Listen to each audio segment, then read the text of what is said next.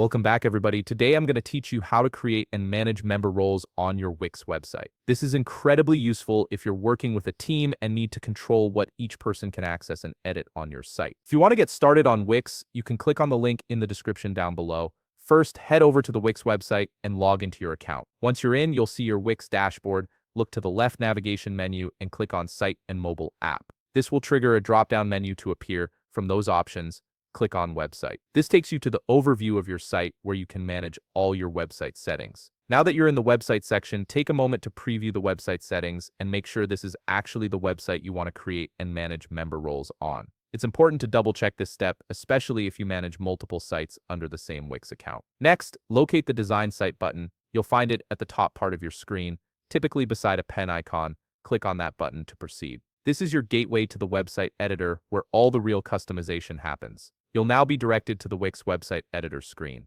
From here, look towards the top left part of your screen where you'll see the settings menu. Click on it and an expanded menu will appear, revealing several configuration options available for your site. Within that expanded menu, locate the roles and permissions option and click on it. This section is where you control who can do what on your website. On the roles and permissions page, you'll see a button called Manage Roles, which has a gear icon and is located on the top right part of your screen. Go ahead and click on it. Under the Manage Roles section, you'll see a complete list of all the roles currently active on your Wix account. You can click on any existing role you wish to manage or modify. But if you want to create a new role from scratch, look for the plus Create New Role button on the top right part of your screen and click it. Now comes the creation part. Start by giving a title for this new role and adding a description that clearly defines what this role is meant for. This helps keep everything organized, especially when you have multiple team members. Once you've done that, scroll down to where you can enable specific permissions. Look through the description of each permission available